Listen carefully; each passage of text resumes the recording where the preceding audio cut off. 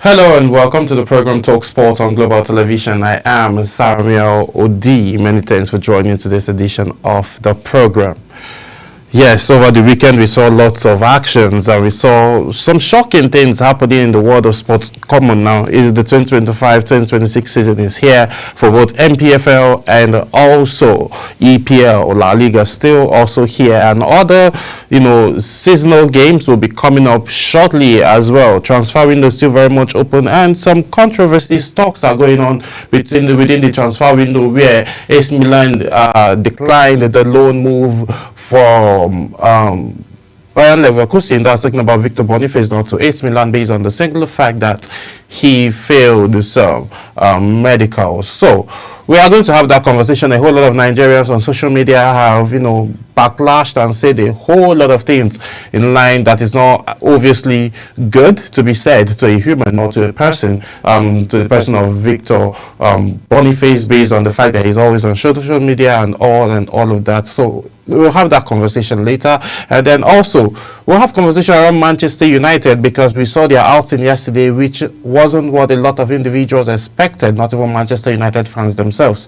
But on the other hand, our very own Nigerian man, I'm talking about Alex Iwobi, won the man of the match yesterday, and he was very, very crucial and very, very instrumental in that game. We are going to have a conversation around that. Also, Arsenal defeated Leeds 5 goals, and that was very, very, very shocking. And then, though they had a couple of injury worries during the game, which is always very, very physical, we are going to have conversation around that, because they sustained some injuries and how that is going to affect them maybe in their next matchup against Liverpool this next coming weekend. So we are going to have that conversation. Then something sad also happened in the world of sport, as Ibadan failed to make it to the World Championship in Tokyo. So we'll have all of these conversations and more on today's edition. Afro Basketball Championship, that's for 2025, is done. We expected the Tigers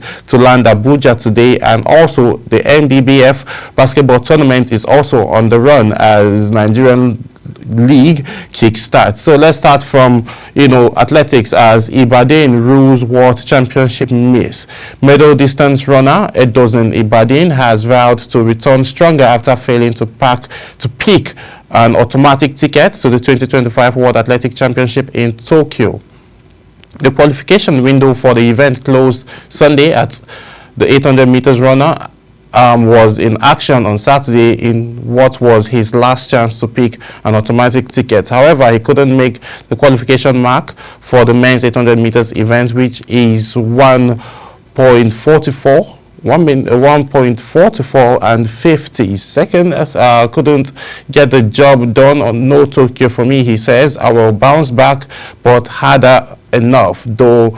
This was his statement. Ibadan, who is the national record holder in the men's 800 meters, has a season best of 1 hour and 45 minutes, 0.82 seconds, which he produced at the Octagon Track Club All Comers at Howard Field in Oregon, USA. This happened on the first week of this month. I was talking about in the 7th of August. That was when he had this best outing. And then currently in Nigeria, he's the record holder. So we'll see how next year will pan out for him, as he's looking to go back to the gym, work himself out, and then make sure that he made proper appearance and then proper representation of Nigeria in the next coming World Championship. So moving on, let's talk basketball quickly, as host Angola cruises to the first Afro basket titles in the last 12 years. As Nigeria were going to win theirs after 2015, that's a 10-year gap, Angola, who hosted, were also doing all they could to make sure they advance to the final and also win the championship after 12 years. Let me bring you up to speed, as Angola and Mali fans filled every seat of the 12,000 capacity Kimbala Arena in Angola to watch Angola regain their Afro basketball trophy. Last night, Angola crushed Mali 70-43, winning the converted Afro basketball title for the first time since 2013.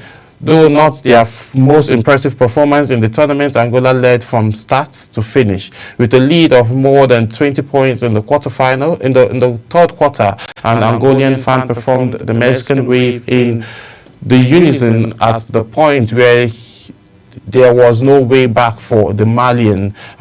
Khalid Daulu led the new champions in scoring with 16 points and received MVP chance later in the fourth quarter. Sultan Miguel was the other Angolan to score in double digits, finished with 12 points, and Sami Conte and Aliou Dara led Mali with 14 and 11 points respectively. Angola completed their 2025 Afro Basketball campaign with a perfect 6-0, while Mali, who reached the title for the first time, finished 4-3 in this year's competition. So we'll bring you the highlights of that game and also trophy awarded by the representatives of the Basketball Federation. So we'll bring you the highlights, but still talking basketball. Still, the Tigers to return from Angola later today. We are expecting the Nigerian senior men's team. The Tigers will jet into the country later today following the preparation at the 31st edition of the FIBA Afro Basketball Tournament, which took place in Angola from August the 12th to the 24th.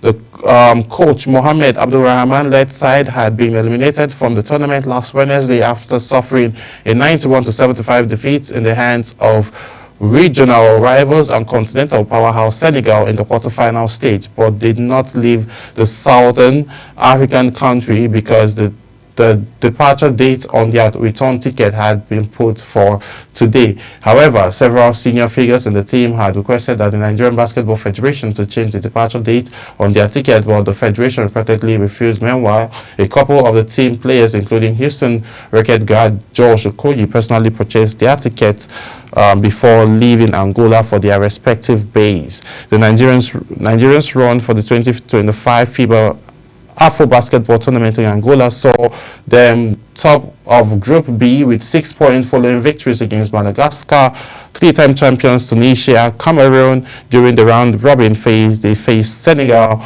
that's in the last 8, which resulted in a defeat, although the likes of Caleb Agada, Josh Okoye, Stan Okoye, and Ike Nwamwa were top performance for the Tigers during the competition. So we saw how all those actions panned out, and the last game between Senegal, they started off well, winning the first quarter, but they now lost second and third, and then won the fourth quarter, but the margin and then the gap was already created by the Senegalese. That was why the Tigers were not able to make it all out and also, advance further into the competition.